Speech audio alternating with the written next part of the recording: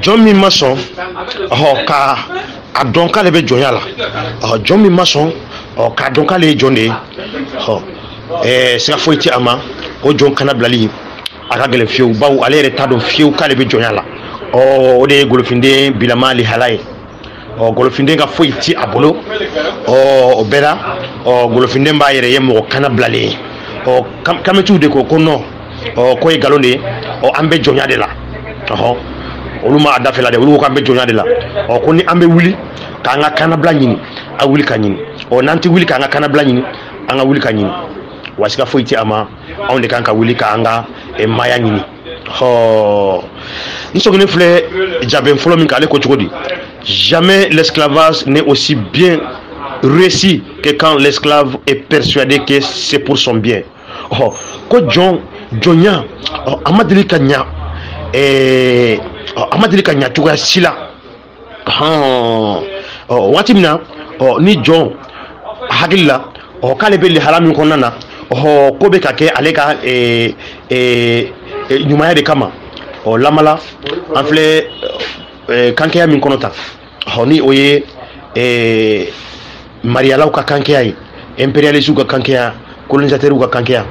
dinamɔgɔw ka système olu ye an bila système min kɔnɔna na lamala dinamɔgɔ ninnu olu de b'a fɔ k'an ka tɛmɛ olu ka kiraw de fɛ ko ka sɔrɔ ka damagama la sɔrɔ ko n'an sara ko yɔrɔ dɔ b'a ɲɛ ye ko arijinɛ ko n'an ma kɛ tan ko yɔrɔ dɔ b'a ɲɛ ye ko jahanama donc anw na siran ka anw bila o cogoya la o la an b'a ye cogo di an b'a ye de ko ninnu ye anw ɲinw de ye bawo u nana fɛn ɲuman dɔ yira anw na k'an ka kɛ tan an ka kɛ tan n'an sara ka commentaire dɔw di yɔrɔ dɔ ma ko arijinɛ ko an bɛ taa sɔrɔ an b'a ye ko olu y'an ɲin de ye o de la olu nana nin di an ma o ye jɔnya lihala dɔ ye jɔnya lihala wɛrɛ mariyalaw wala impérialistes mun y'an coloniser ka an la jɔnya tubabuw sa san 100 caman kɔnɔ k'anw kɛ jɔnw ye k'an kɛ minɛnw ye k'an fɛɛrɛ olu de bɛna tuguni ka na n'a ye ko olu ka mara cogoya n'olu y'u ka système démocratie ye olu ka mɔgɔya cogoya n'o y'u ka droit de l'homme ye olu ka mɔgɔya cogoya n'o y'u ka droit des femmes ye olu ka mɔgɔya cogoya n'o y'u ka droit des enfants ye olu ka mɔgɔya cogoya n'o y'u ka droit de homosexualité ye ko o de ye mɔgɔya cogoya ɲuman ye ko ye anw ka k'olu ye anw ɲinw de k'olu bɛ ka sira ɲuman de don anw kɔrɔ o ye olu ka mɔgɔya cogoya n'o y'u ka lakolokololi u ka mɔgɔ lakalan cogoya ko de ye mɔgɔ lakalan jabalakaya ye ko de ka ɲi an ka mara cogoya ko o man ɲi ko fa an ka jamana kolatigɛw walima an ka jamana kunnasigiw u ka mara kɛ olu ka mara cogoya la lamala u bɛ min fɔ ko démocratie n'o ye bɛɛ ye olu b'a kɛ cogoya min na de ko fo an fana ka kɛ tan de waati kelen na an farafindenw an b'a ɲa ye ko olu bɛ ka min yɛrɛ fɔ dɛ ko de ye tiɲɛ ye k'olu y'a ɲinw de ye golofina bɛ o lihala de la bi ni jɔnya modèle ni jɔnya kankɛya in an bɛ bɔ nin kɔnɔ cogo di waati min na anw yɛrɛ hakili la mɔgɔ mun y'an na jɔnya ka sira min don anw kɔrɔ ka min yira anw na an bɛ k'olu de filɛ sira ɲuman ye an bɛ k'o de filɛ anw ma hɛrɛ ye ka sɔrɔ o y'anw ma bɔnɛ de ye f'an ka dɔn ko nin kankɛya ninnu ye anw ma bɔnɛ de ye ko an ka hɛrɛ foyi tɛ nin kankɛya ninnu na an ka hɛrɛ tɛ chrétien sira minɛli la an ka hɛrɛ tɛ silamɛya sira minɛli la an ka hɛrɛ tɛ tubabuw ka bɛrɛbɛrɛli kankɛya in nɔnatugu la ayi hɔtɔ mɛna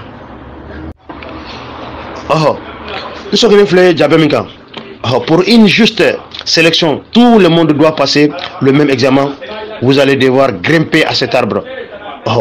On y est Jabemina, ni on y est Kungo Sro de Manamana, on y est Wulula, on y est Jegela, on y est Samala, on y est Konola. Ko olu mun filɛ nin ye lama de don ko tilennenya kankɛya kɛlen don ka ɲɛwala min don anw kɔrɔ o de ye k'a fɔ ni mɔgɔ min ye nin jabe in ye sama ani jɛgɛ ani wulu ani gɔn ani kɔnɔ ko olu bɛɛ lajɛlen bɛna kɔrɔbɔli kelen de kɛ olu bɛɛ lajɛlen bɛna examen kelen de kɛ sisan examen kelen de bɛna passer o bɛɛ lajɛlen kun sisan o examen ye mun de ye tout le monde est un génie et notre système éducatif tout le monde est un génie mais si vous jugez un poisson par sa capacité à grimper aux arbres il passera sa vie entière persuadé qu'il est totalement stupide examen kelen de bɛna kɛ nin kɔnɔ ninnu ani ni sama ninnu ani ni ngɔ ninnu bɛɛ lajɛlen kun ko ni maa min y'o examen in sɔrɔ k'o tigi de passera k'o tigi de passera o examen ye mun de ye ko nin min filɛ nin ye ko nin bɛɛ ka yɛlɛ yiri la ko nin bɛɛ yiri min jɔlen filɛ o kɔfɛ ko nin bɛɛ lajɛlen k'i yɛlɛ yiri in na aw b'a dɔn o ye kabakokoba ye ko ni mɔgɔ min sera ka yɛlɛ yiri in na ni dantanfɛn ninnu na ko ni min sera ka yɛlɛ yiri in na ko de gagnera siga foyi t'a ma dantanfɛn dɔw bɛ yen nɔ olu bɛ se ka yɛlɛ yiri in na koyi olu bɛ se bawo olu yɛrɛ ka dɔn ko o de ye yirilayɛlɛ ye yirilayɛlɛ tɛ olu bolo ko gɛlɛn ye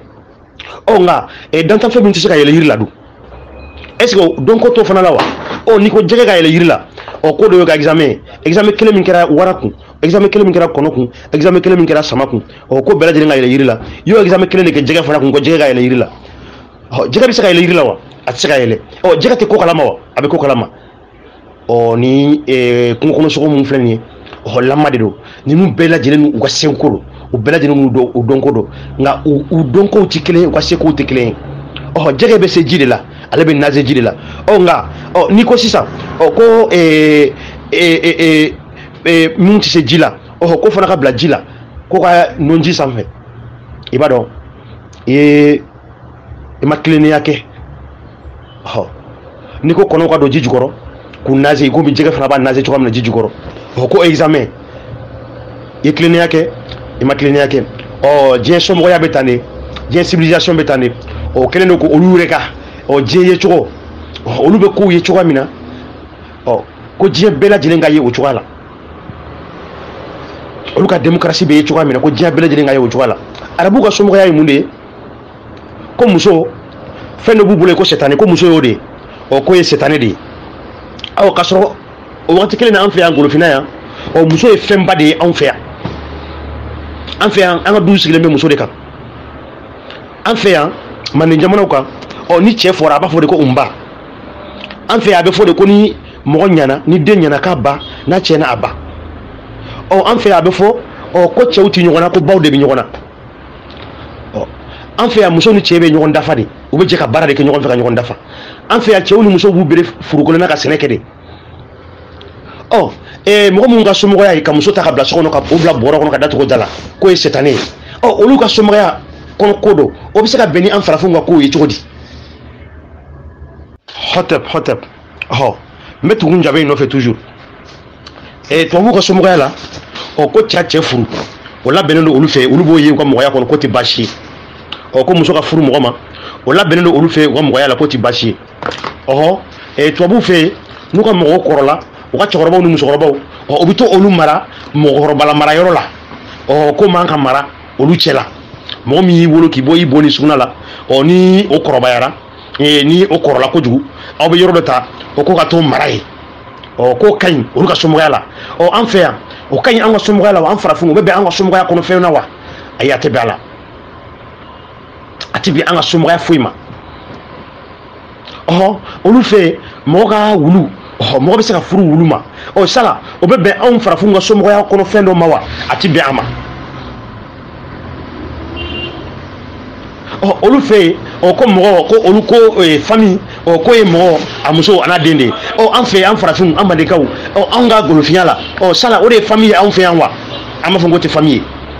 mɔgɔ ni muso ni denw an b'a fɔ ko tɛ famille ye anw fɛ yan an bɛ dubaw de dɔn aw de bɛ bɛn anw ka somɔgɔya ma ko cɛ n'a sara a muso o ye muso cɛntan de ye o tɛ bɛn an ka somɔgɔya ma ko ni den fa sara dɔrɔn ko ni den fa min y'a wolo n'o sara dɔrɔn ko fa wɛrɛ t'a la tuguni ko y'o den fa salen de ye an fɛ yan o tɛ bɛn an ka somɔgɔya ma ka mɔgɔ dɔw de ta k'olu bila kɛrɛfɛ k'olu ye dɛsɛbagatɔw ye k'olu mara yɔrɔ dɔ la ko mɔgɔw de ka to ka taama ko ka taa fɛnw di olu ma ko ka hinɛ fantanw na walima ka taa wala so tɛ mɔgɔ mun bolo ni u b'a fɔ ma ko SDF ka yɔrɔ dɔw ta ka t'olu bila o yɔrɔ ninnu na ko mɔgɔw ka to ka taa fɛnw di olu ma ye ko ka hinɛ olu la an ka somɔgɔya kɔnɔ o tɛ yen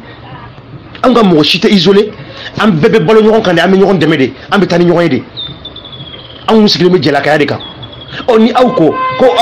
olu be cogoya mina ko fo o ka imposer diɲɛ bɛɛ kunna ko fo bɛɛ ka tɛmɛ o fɛ ko ni mɔgɔ ma tɛmɛ o fɛ k'i ye kurundu jabalaka sɔsɔ o ye mun kurundu jabalaka ye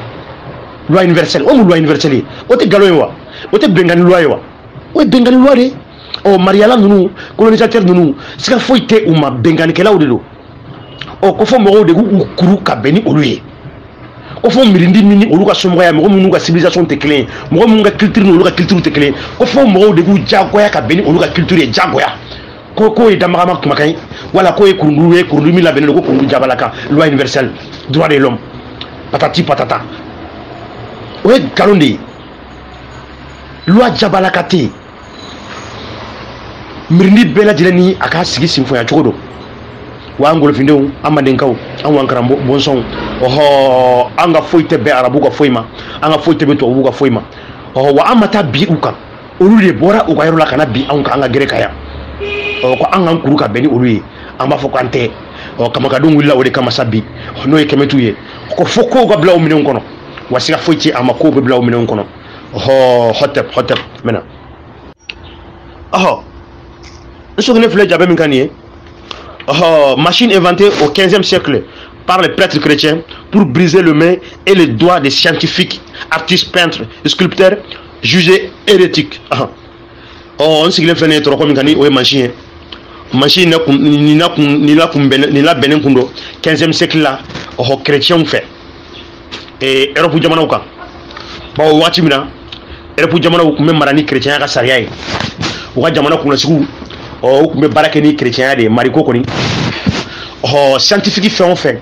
ɔ n'i ye fɛn o fɛn kunna kan n'i y'i ka recherche kɛ ɔhɔ n'i y'i ka kalan kɛ k'i ka recherche kɛ ka fɛn o fɛn inventer ni olu taara u ka bibulu dayɛlɛ ka kɔnɔna lajɛ dɔrɔn n'u y'a ye e ka science kuma dɔ ni olu ka bibulu kɔnɔna kuma fɔra ɲɔgɔn kɔ dɔrɔn o b'a fɔ ko e ye olu ka dieu y'a sɔsɔ i y'u ka bibulu sɔsɔ donc machine bɛ ta k'i tɛgɛ tigɛ ko mɔgɔ man ka bibulu sɔsɔ olu y'u ka scientifique caman de faga o cogoya la u ye san caman de kɛ u bɛ k'u ka diɲɛ u bɛ k'u ka lɔnkotigibaw faga o cogoya la sani Europe mɔgɔw ka bɔ a kalama ko tiɲɛ yɛrɛ la ko diinɛ nin ye nkalon de ye ko nkalon yɛrɛ de don Europe bɔra kalama ko diinɛ nin ye nkalon ye u y'a ye ko n'u m'u ka jamana ko latigɛ u ka jamana wuruki ko n'u ma ni diinɛ ko tigɛ ka bɔ ɲɔgɔn na k'u tɛ wuruki abada 15e 16e siècle Europe sɔrɔla k'a lajɛ ka diinɛ ko bɔ u ka jamana ko latigɛ ka minɛn kɔnɔ ka diinɛ ko kɛ a damana minɛn ye u ka jamana ka développement k'o k'a damana minɛn ye waati kɔnɔna de y'a ye Europe développera u ye machine baw dilanni daminɛ u ye usine baw jɔli daminɛ u ye industrialisation daminɛ n'o ye deɲali ye f'aw k'a dɔn de ko Europe an fana tun bɛ cogoya min na bi sɛgɛn na ani tɔrɔgɔ la ani Europe an bɛɛ lajɛlen tun bɛ o kelen de la wa n'an sɛgɛnna ka taa kɔfɛ kojugu an yɛrɛ tun bɛ Europe ɲɛ kosɛbɛ nka olu ye a ɲa ye de ko fo baara de ka kɛ fo kalan de ka kɛ fo recherche de ka kɛ fo de ka kɛ ko san dɔ ta ye fo ni namu de ka tigɛ ka bɔ ɲɔgɔn na nin bɛ mun de yir'i la nin b'a yir'i la ko diinɛ ye wuruki jugu de ye développement kɔni mɔgɔ n'i bɛ fɛ ka développer jugu fɔlɔ min bɛ développement na o de ye diinɛ ye diinɛ bɛ mɔgɔ bali ka développer de hɔtɛp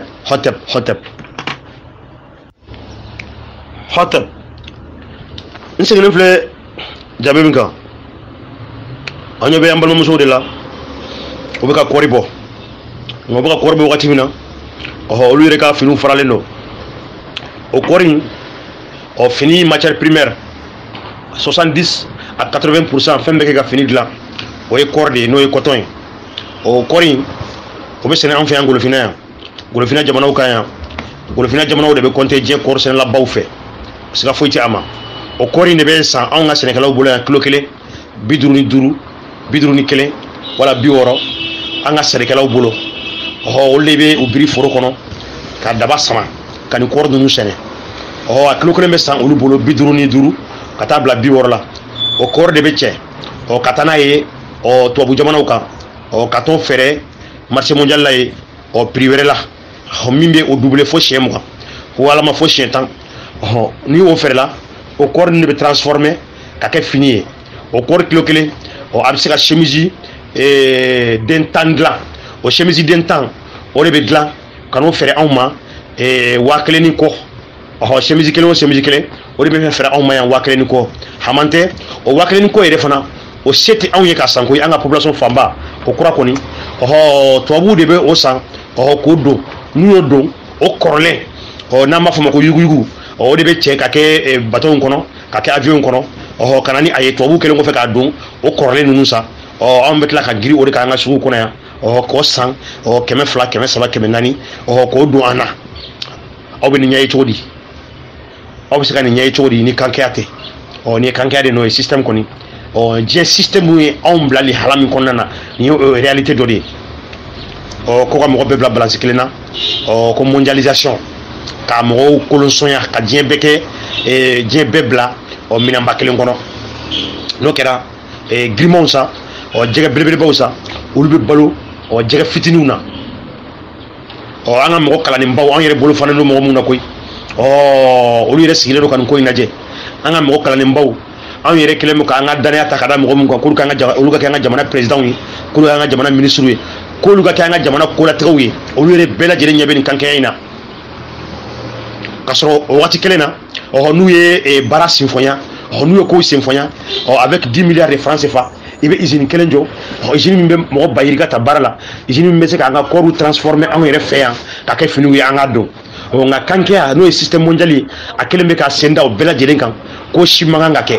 k'an kan ka passer mɔgɔ wɛrɛw de fɛ walasa an ka développer ko anw yɛrɛ man ka deɲaliso fanbonw n'o ye usine ye anw yɛrɛ man k'o jɔ anw fɛ yan anw yɛrɛ ka walidaw baw ko f'an k'olu privatiser k'an k'olu fɛrɛ ko mondialisation walima ko n'an m'o kɛ ko FMI ko o tɛna wari di anw ma an ka baara kɛ hotep n sɔgɔlen filɛ jaabi min kan a ko cogo di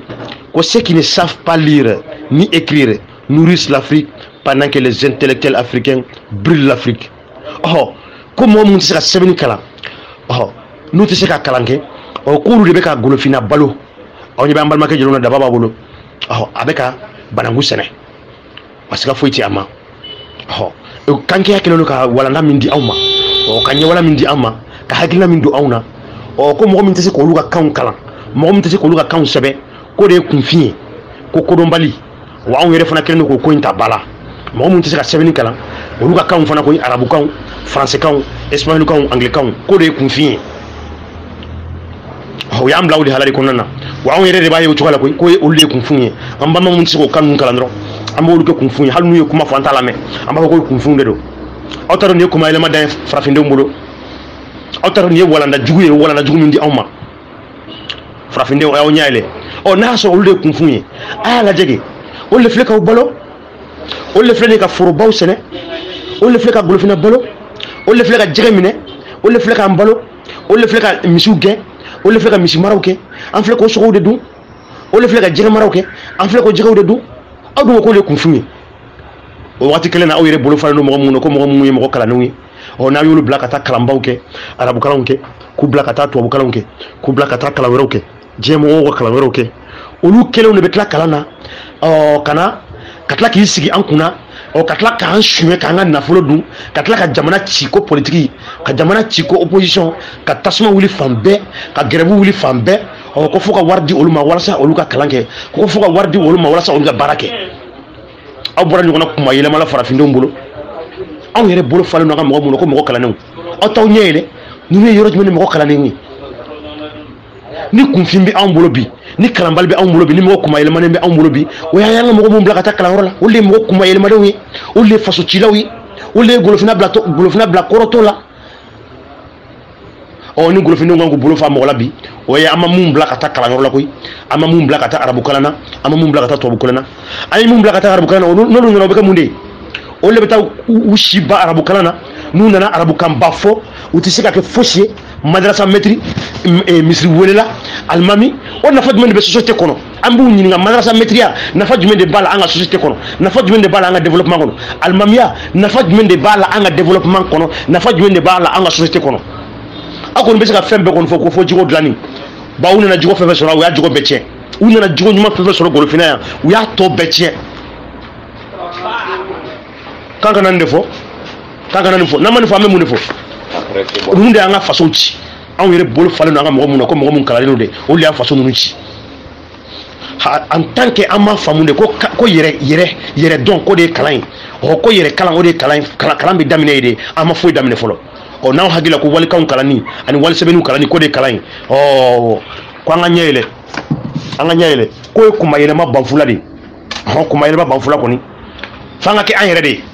an bɛnbaw dɔ ko so dɔn yiri dɔn ji dɔn yɛrɛ dɔn o de ɲɔgɔn tɛ a kalan bɛ daminɛ yɛrɛ kalan la koyi f'i k'i yɛrɛ dɔn fɔlɔ hɔtɛp n sɔgɔlen filɛ jaabi min kan a ko cogo di ouvrons nos bras pendant que nos enfants étudient à même le sol an ka golofinna yan komi n ye n da don kɔriko la cogoya min na nin fana y'an ka matière première wɛrɛ n'o ye yiri ye an ka mɔgɔ kalanninw ka baara de ye nin ye koyi o de b'an ka yiriw cɛ k'a fɛrɛ walidabaw ma n'o ye entreprise privée ye le multinational k'a cɛ ka kɛ bateau kɔnɔ ka taa fɛrɛ tubabuw ma k'a wari détourner ka taa étages jɔ o tubabu jamanaw kan ka sɔrɔ u faso kɔnɔ hali u balimaw siso hali toli ɲɛnama ti o kunna o bɛ taa miliyɔnw don sow la faransi jamanaw kan kanada jamanaw kan angleterre jamanaw kan amérique jamanaw kan k'an ka jamana yɛrɛ ressources an ka pétrole an ka jamaw an ka yiriw an ka kɔriw olu de bɛ nin bɛɛ lajɛlen kunna olu de bɛ nin bɛɛ lajɛlen ko latigɛ k'a bazarder k'a fɛrɛ mirindi wɛrɛw ma tubabuw ma kɔni olu bɛ taa u ka jamana wuruki ni o ye an ka jamana denmisɛnninw bɛ tila ka sa kɔgɔji sanfɛ ka sa sahara sanfɛ k'olu bɛ taa hɛrɛ ɲini ka sɔrɔ hɛrɛ min u bɛ ka taa ɲini yɔrɔ min a hɛrɛ bɛɛ lajɛlen bɔra olu ka dugumakolo de sanfɛ yan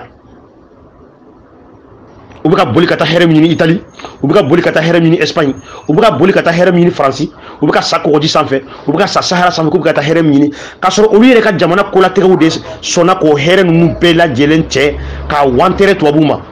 k'u ka jamana bila dɔgɔtɔrɔya la ani tɔɔrɔ la an b'a fɔ ko an ka jamana kolatigɛw siga foyi t'an an ka jamana mirindiw kɔ y'aw ɲɛ yɛlɛ an ka yelan an k'a changer an bɛ diɲɛ ye ni lunette min ye dɛ an ka changer an ka bɔ ko kalama diɲɛmɔgɔ ye walanda min don an da u ye kumatu min kɛ an na an ka a ɲini ka bɔ o kuma yɛlɛma an ka ɲini ka bɔ a kɔnɔ ni walanda cɛjugu ninnu o ye nin de di an ma anw yɛrɛ ka yɛrɛ dɔnna yɛrɛ dɔnna an y'o bɔ kalan minɛn kɔnɔ wali mɔgɔ dɔnna mɔgɔ min ye wali kalan kɛ ka wali kan fɔ ka wali somɔgɔya ta n'o ye wali civilisation ye an y'o de kɛ mɔgɔ la jankota ye mɔgɔ valeur ma kɔni mɔgɔ mɔlɔma anw yɛrɛ ka mɔgɔ min y'a bolo k'a yɛrɛ ka somɔgɔya la min y'a bolo k'a yɛrɛ ka faso kow la a yɛrɛ danbe a n'a bɔkolo la a n'a ka culture la an y'o kɛ mɔgɔ la gosilen ye an b'a fɔ en tant que an ma bɔ nin kuma yɛlɛma ko ninnu kɔnɔ ko ɲɛtaga kɔni kuma ti an ye hɔtɛp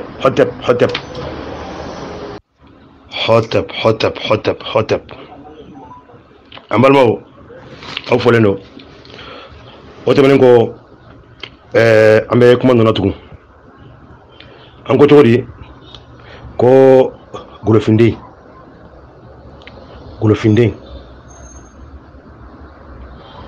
c'est incroyable de voir à quel point tu n'as pas encore pisé que l'islam et le christianisme sont deux religions esclavagistes mortifères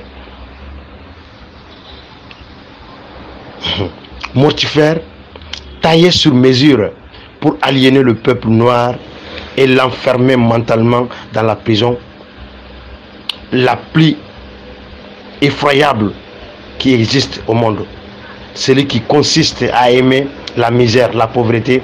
à célébrer le Dieu inconnu de vos bourreaux et avoir en horreur toute forme de développement.